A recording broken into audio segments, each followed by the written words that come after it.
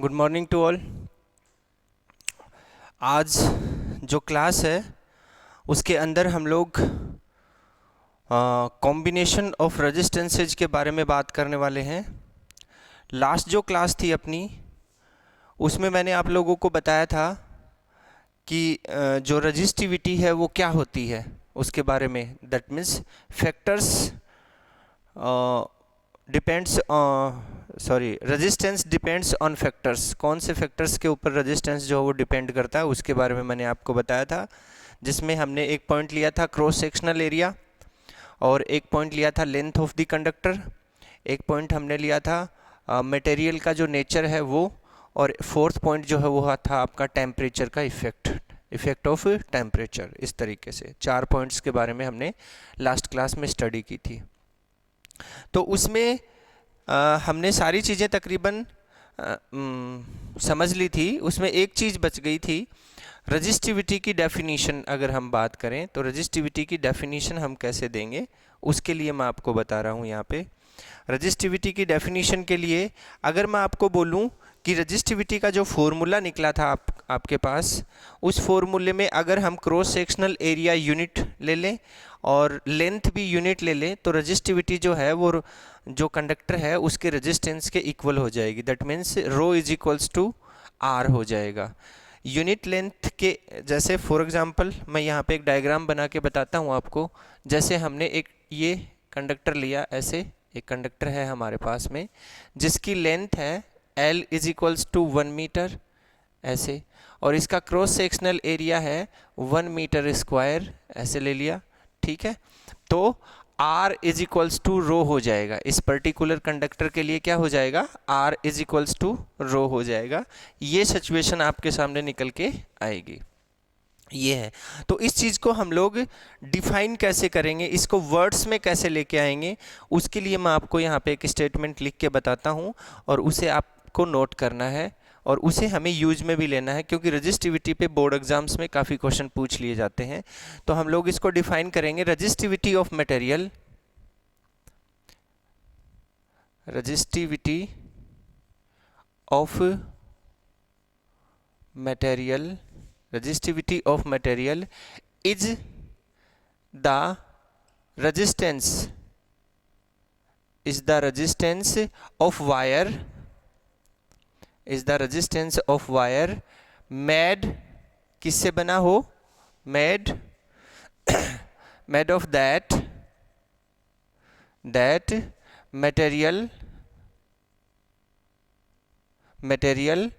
of unit length and unit area of cross section। ये आपकी language बन गई है। ऐसे हम इसकी लैंग्वेज बना सकते हैं इस केस में, ठीक है। कैसे बनाएंगे, क्यों बनाया, कहाँ से बनाया, एक बार थोड़ा सा ब्रीफली आपको बता देता हूँ। आपने लिखा था R is equals to rho L upon A, ये इक्वेशन लिखी थी आपने। Therefore rho L is equals to RA and rho is equals to RA upon L। ये रो की इक्वेशन आई थी आपके पास। इस रो की इक्वेशन में मैंने लिखा if A is equals to 1 metre square and L is equals to 1 metre, मतलब यूनिट ले लिया दोनों का। क्या ले लिया, यूनिट ले लिया। तो उस केस में क्या हुआ, 1/1 इज इक्वल्स टू, ये 1/1 हो गया और 1/1 की वैल्यू 1 है तो रो इज इक्वल्स टू R आ जाएगा। मतलब ये सिचुएशन आपके सामने निकल के आ जाएगी और उसी को हमने वर्ड्स में यहाँ पे डिफाइन किया है। Resistivity of material is the resistance of wire के इक्वल होगी, made of that material of unit length and unit area of cross section. इस चीज़ से हम इसको समझ सकते हैं, ठीक है। ये कल वाले जो लेक्चर था उसमें थोड़ा रह गया था, उसको मैंने अभी आपको समझा दिया है, इसको हमें समझना है। अब देखिए इधर आते हैं वापस। अब हम बात करेंगे कॉम्बिनेशंस ऑफ रजिस्टर्स की। किसकी बात करेंगे, कॉम्बिनेशन ऑफ रजिस्टर्स की। Combination combinations of registers, combinations of registers. अब ये कॉम्बिनेशंस ऑफ रजिस्टर्स है क्या, ये समझना है सबसे पहले तो हमें। तो इसको समझने के लिए आपको थोड़ा सा सोचना पड़ेगा। क्या सोचना पड़ेगा कि जो भी सर्किट आप डिज़ाइन करते हो उस सर्किट में आपको अलग अलग टाइप के रेजिस्टेंसेज की रिक्वायरमेंट होती है। मतलब किसी सर्किट में आपको हाई रेजिस्टेंस की ज़रूरत पड़ती है और किसी सर्किट में आपको लो रेजिस्टेंस की ज़रूरत पड़ती है। और रेजिस्टेंस जो है वो सर्किट का एक वो पार्ट है जिसके बिना सर्किट कभी कंप्लीट नहीं हो सकता। कंट्रोल्ड करता है पूरे सर्किट को रेजिस्टेंस।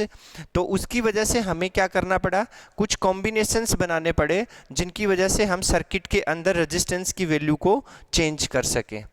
ये जो रिक्वायरमेंट थी इसके अकॉर्डिंग हमने फिर कॉम्बिनेशन बनाने शुरू किए। और ये कॉम्बिनेशन जो है ये दो टाइप के बने, और वो दोनों टाइप क्या है वो मैं आपको यहाँ पे बताता हूँ। देखिए आप, नंबर एक टाइप था आपका सीरीज कॉम्बिनेशन, सीरीज कॉम्बिनेशन, ठीक।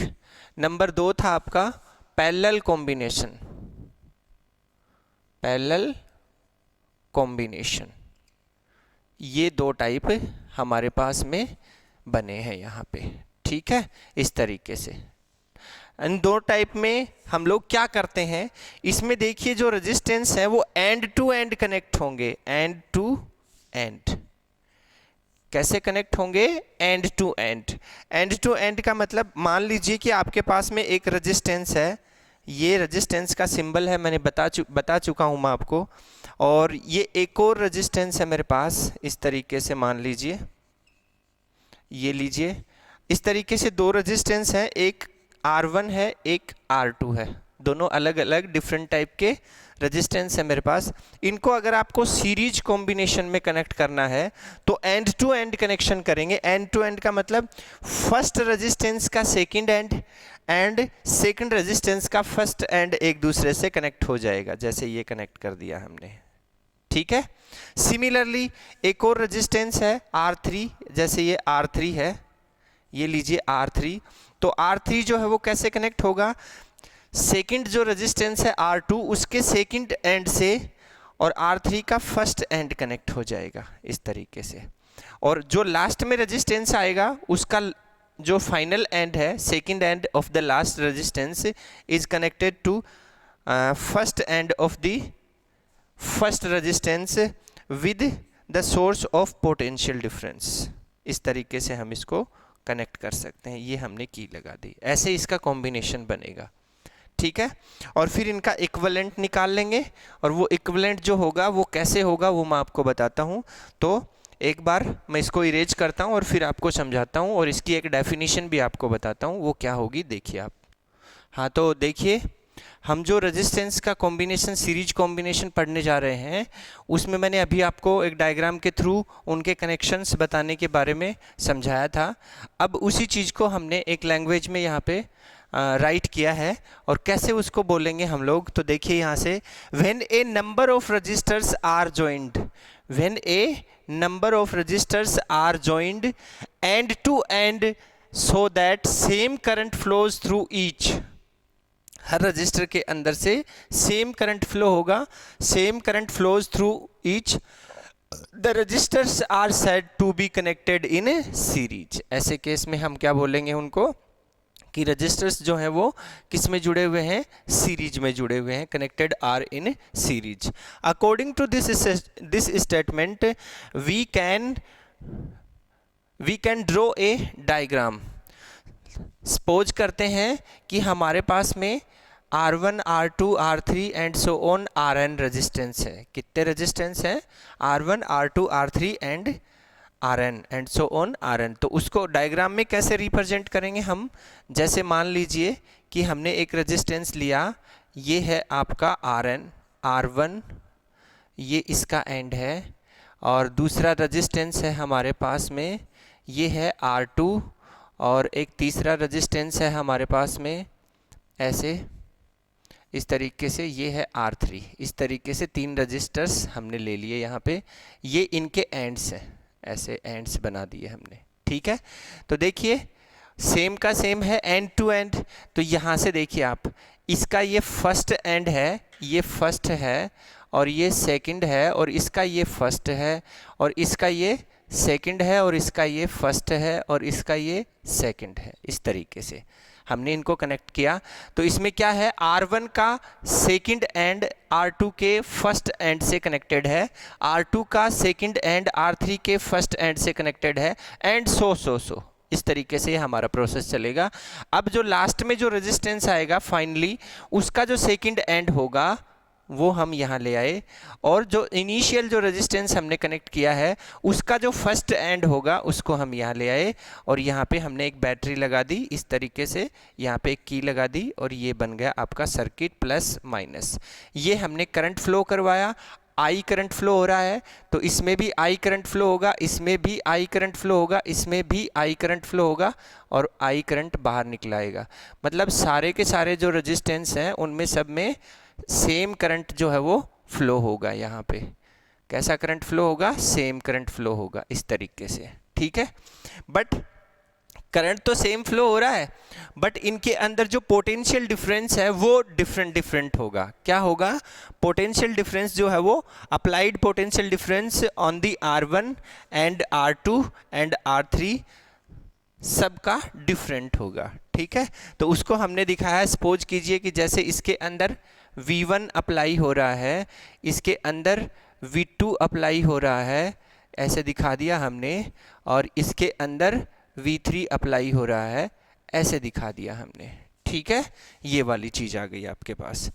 अब हम इसका इक्विवेलेंट सर्किट अगर बनाना चाहें, ये लीजिए इक्विवेलेंट सर्किट बना रहा हूँ मैं इसका, और इक्विवेलेंट सर्किट के लिए मैंने एक डायग्राम ड्रॉ किया ऐसे, और ये मान लिया मैंने RS, S फॉर सीरीज, मतलब इन सब रेजिस्टेंसेज का कॉम्बिनेशन आया हमारे पास RS, और उसको मैंने इस तरीके से यहाँ पे ड्रॉ कर दिया है। ये आपकी की है, और प्लस माइनस करंट फ्लो हो रहा है I, और ये करंट I। ठीक है, इस तरीके से हमने इसको दिखा दिया, और इसके ऊपर अप्लाइड पोटेंशियल है आपका V, ये V total potential applied. Is that clear और नॉट? ठीक है, इस तरीके से हमने एक डायग्राम ड्रॉ कर लिया। अब हम लोग इसका मैथमेटिकली एनालिसिस करते हैं। क्या करते हैं, मैथमेटिकली एनालिसिस करते हैं। और मैथमेटिकली एनालिसिस करने के लिए मैं आपको एक सिंपल सी बात बताता हूँ, उस चीज़ को हमें ध्यान में रखना है। अगर हम सीरीज कॉम्बिनेशन पढ़ रहे हों या हम पैरेलल कॉम्बिनेशन पढ़ रहे हों, उससे कोई फ़र्क नहीं पड़ेगा। हमें एक बात को याद रखनी है, वो क्या है कि ये जो सर्किट बनाया है हमने, इसके अंदर वेरिएबल क्वांटिटी कौन सी है, वेरिएबल जो वेरी कर रही है। आई वेरी कर रहा है, नहीं कर रहा, हर रजिस्टर में आई की वैल्यू सेम बनी हुई है। ठीक है, R1 R2 R3 ये तो रेजिस्टेंस है जिनको हमने कनेक्ट किया था सर्किट के अंदर, तो इनके वेरिएशन से हमें कोई लेना देना नहीं है। लेकिन हमारे पास और वेरी करने वाली क्वांटिटी क्या है, पोटेंशियल डिफरेंस। तो जो क्वांटिटी वेरी करती है उसी की हमें वैल्यू निकालनी है। जो क्वांटिटी वेरी करती है उसी की हमें वैल्यू निकालनी है। और उसकी वैल्यू हम कैसे निकालेंगे, देखिए मैं बताता हूँ आपको। यहाँ पे वेरी करने वाली क्वांटिटी क्या है, पोटेंशियल डिफरेंस। तो सबसे पहले हम V1 की वैल्यू निकालेंगे, फिर V2 की वैल्यू निकालेंगे, फिर V3 की वैल्यू निकालेंगे। ये वेरी कर रही हैं। ठीक है, तो यहाँ से देखिए, नाउ वी कैन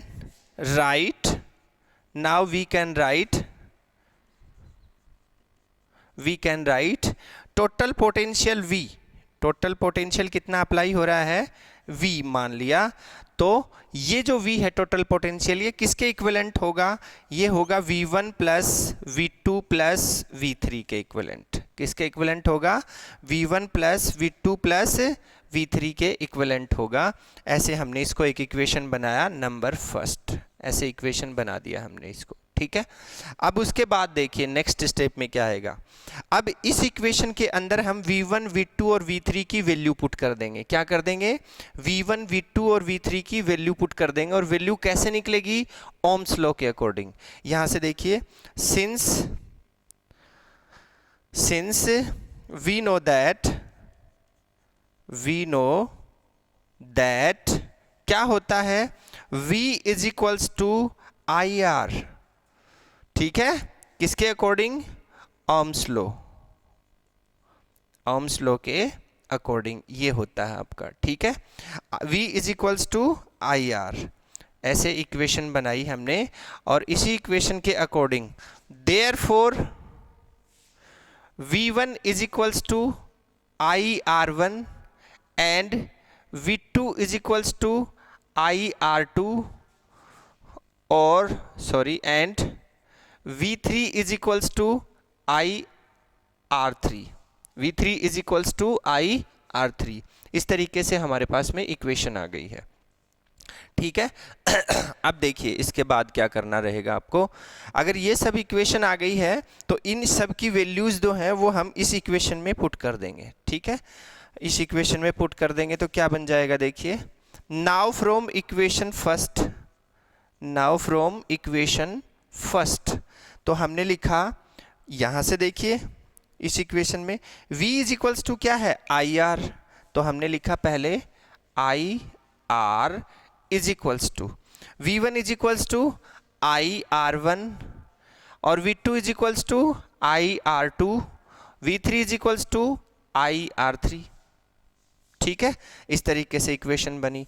अब देखिए यहां से हमने लिखा आई आर एस, हमने क्या माना है, इक्विवेलेंट रेजिस्टेंस एस माना है, क्या माना है, इक्विवेलेंट रेजिस्टेंस एस, और टोटल पोटेंशियल V, तो उसी के अकॉर्डिंग हमने यहाँ पे इसको आई आर एस लिख दिया, इज इक्वल्स टू आई सब में कॉमन है, then R1 plus R2 plus R3, ऐसे बन गया आपका, ठीक है। ये I से I कैंसिल हो गया, ये I और ये I कैंसिल हो गया है, then R S is equals to क्या बन गया, R1 plus R2 plus R3, this is the series combination. ये क्या बन गया आपका, सीरीज कॉम्बिनेशन के अंदर जो इक्विवेलेंट रेजिस्टेंस हमें निकालना था वो बन गया है आपका। अब इसी के अकॉर्डिंग आप n रेजिस्टेंस अगर इसमें कनेक्टेड हैं, कितने रेजिस्टेंस कनेक्टेड हैं इसमें, n रेजिस्टेंस अगर इसमें कनेक्टेड है तो उसके अकॉर्डिंग हम n रेजिस्टेंस के लिए फॉर्मूला फाइंड कर सकते हैं। ये हमारे पास में सॉल्यूशन आया। अब इस पूरे सॉल्यूशन से हमें कुछ कंक्लूजन्स मिले, और वो कंक्लूजन्स क्या हैं वो मैं आपको बताता हूं यहाँ पे।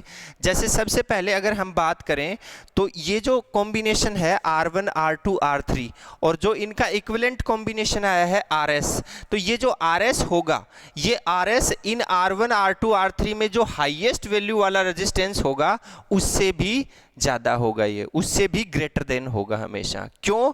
क्योंकि इन सब का सम किसके इक्विवेलेंट है, RS के इक्विवेलेंट। तो यहाँ पे देखिए अगर ये 10 ओम है, ये 20 है और ये 30 है, तो ये R3 सबसे ज़्यादा है यहाँ पे, तो RS कितना हो जाएगा, 30 20 60 हो जाएगा। तो RS जो है वो इसमें जुड़े हुए जितने भी रेजिस्टेंस हैं उनमें से जो हाईएस्ट वैल्यू वाला रेजिस्टेंस है उससे भी ग्रेटर देन होता है हमेशा। ये बात हमें याद रखनी है। अगर उससे कम आ रहा है तो आपकी कैलकुलेशन गलत हो जाएगी। ये कंक्लूजन हमें एक याद रखना है। दूसरा जो कंक्लूजन है उस कंक्लूजन में आपको क्या पता चलता है, द वैल्यू ऑफ RS, ये जो है आपका, इसकी जो वैल्यू है is greater than is highest value, जो मैं आपको बता चुका हूं, highest value of R1 and R2 since RS is the sum of all resistances, ऐसे इसको बोल सकते हैं हम लोग।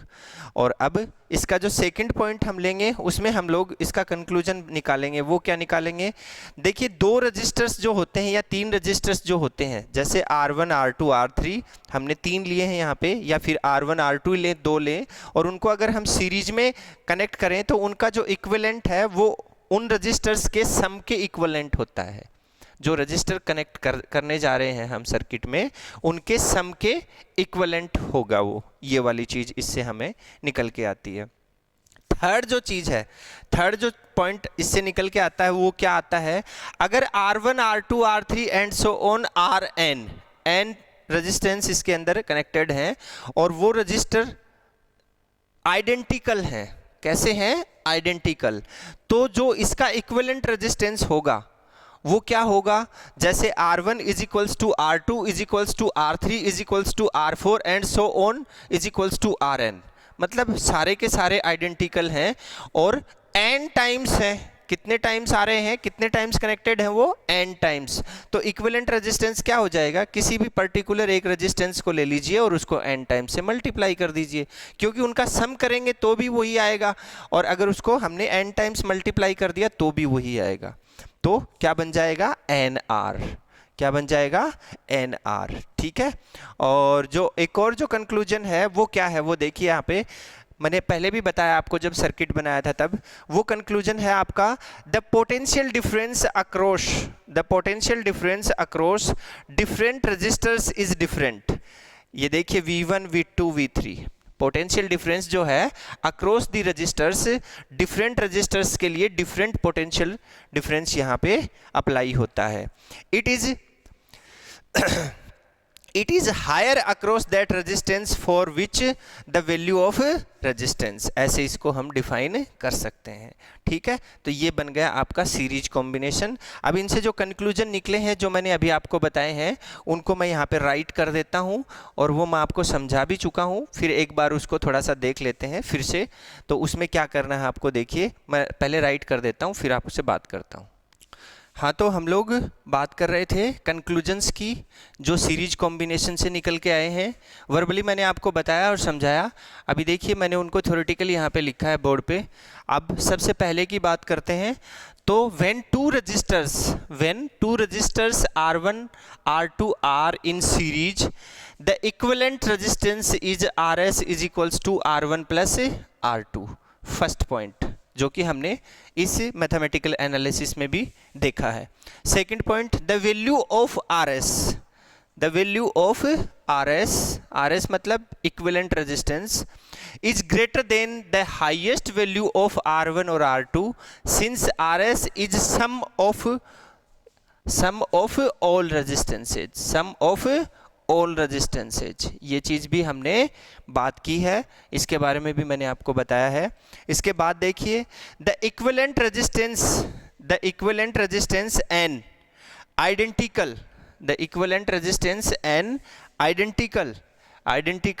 Identical registers are connected in series. जब ऐसा हो तब इक्विवेलेंट कितना होगा, RS is equals to N into R, ये हो जाएगा। अब उसके बाद में देखिए last and final, the potential difference across different registers is different. Difference registers is different. It is higher across that resistance for which the value of R is more. ये बात हमें समझनी थी। ये आपका हो गया है, क्या हो गया है, ये आपका हो गया है, ये आपका series combination of the registers हो गया है। और इसके अंदर आप लोगों को अच्छे से समझ में आ गई होंगी जो भी कॉन्सेप्ट हमने लिए हैं वो। अब जो नेक्स्ट क्लास होगी उसमें हम बात करेंगे पैरेलल कॉम्बिनेशंस ऑफ रजिस्टर्स की। तो आज के लिए इतना ही, नेक्स्ट क्लास में फिर मिलते हैं एक नए टॉपिक के साथ में। Have a nice day, have a grateful day, thank you.